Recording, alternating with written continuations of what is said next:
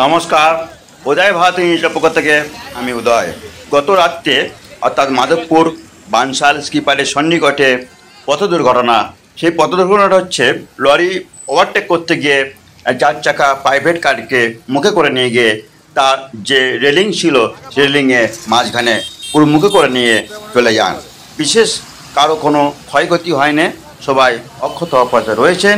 কিন্তু কোশ্চেন জনসাধারণের কাছে বারবার একটা উঠেছে যে প্রশাসনের তরফ থেকে সেভ লাইভের এত কর্মসূচি নেওয়া হচ্ছে, এত প্রচার করা হচ্ছে যে মানুষ সেভ লাইভে এত সচেতন করা হচ্ছে, তারপরেও কেন পথ দুর্ঘটনা, কেন বা মৃত্যু বৃদ্ধি পাচ্ছে? পথ দুর্ঘটনা দিনের পর দিন যে হারে বৃদ্ধি পাচ্ছে, মানুষের কিন্তু বা প্রশাসনের কাছে একটা কোশ্চেন চিহ্ন রয়ে যাচ্ছে যে আমরা জাতীয় সড়কের উপরে যত পথ দুর্ঘটনা হোক বা যে ওটি রোডগুলো যে পথ দুর্ঘটনা ঘটছে, মানুষকে এত সচেতন করা হচ্ছে প্রশাসনের তরফ থেকে সেভ লাইভের গাড়ি আসতে চালান, মদ্যপান করবেন না, এত প্রচার হওয়ার পরও গাড়ি কিন্তু দুর্ঘটনা অর্থাৎ কিছুতেই কমানো যাচ্ছে না। দিনের পর দিন কিন্তু বৃদ্ধি পাচ্ছে, গাড়ির সংখ্যা যেমন বৃদ্ধি পাচ্ছে তার সঙ্গে কিন্তু দুর্ঘটনা কবলিত হয়ে পড়ছে দিনের পর দিন মানুষ।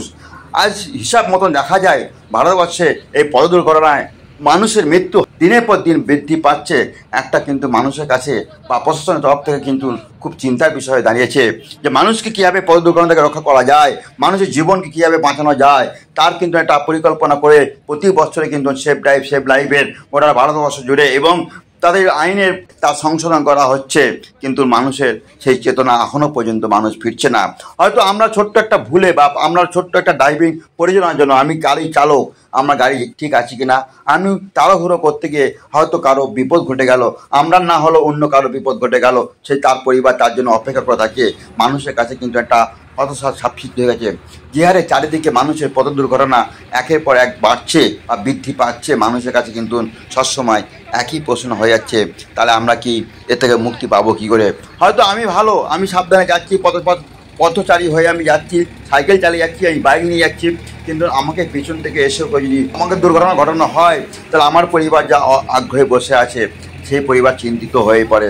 অতএব আপনারা প্রত্যেকে গাড়ি চালান, যারা গাড়ির সঙ্গে যুক্ত আছেন, গাড়ি দু চাকা থেকে 4 চাকা এবং লরি, বাস, যারা গাড়ি জগতের অতএব যারা গাড়ি চালক ড্রাইভার করেন, আপনাদের একটা উদ্দেশ্য বলতে পারি, আপনারা গাড়ি সঠিকভাবে পরিচালনা করুন।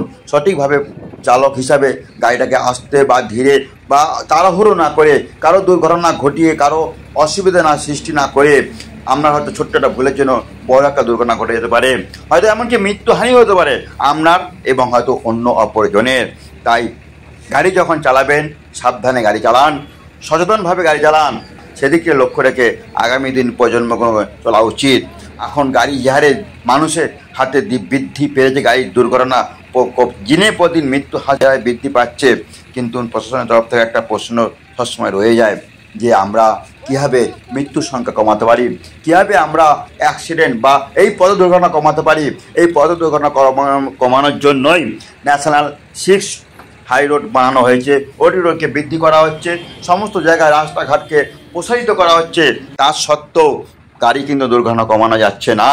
তাহলে গাড়ি আমাদের আমরা ভবিষ্যতে বা অতীতে দেখেছি, গাড়ি আমাদের একটা ওটি রোড ছিল, সেখানে হাজার গাড়ি যেত, একটা পথ দুর্ঘটনা পড়লে গাড়ি সমস্ত লাইন পড়ে যেত। কিন্তু এখন যত রাস্তা বৃদ্ধি পাচ্ছে, high road, national high road বাড়ছে, ওটি রোড বাড়ছে, কিন্তু গাড়ি দুর্ঘটনা কমানো যাচ্ছে না, মৃত্যুর সংখ্যা কমানো যাচ্ছে না। তাই যারা গাড়ি জগতের সঙ্গে আছেন, গাড়ি যারা পরিচালনা করছেন, গাড়ি সাবধানে চালান, সুস্থ স্বাভাবিকভাবে আপনারা বাড়ি ফিরে যাবেন। আপনার জন্য আপনার পরিবার অধীর অপেক্ষায় থাকেন। তাই পথ দুর্ঘটনা কবলিত মানুষদের উদ্দেশ্যে বলবো, প্রত্যেকটা মানুষকে বলবো, জনসাধারণকে বলবো, আপনারা গাড়ি সাবধানে চালান, সুস্থ স্বাভাবিকভাবে বাড়ি ফিরে যাবেন। নমস্কার, সবাই ভালো থাকবেন, সুস্থ থাকবেন। উদয় ভারতী নিউজ চ্যানেলে থাকুন, আপডেট খবর দেখতে থাকুন।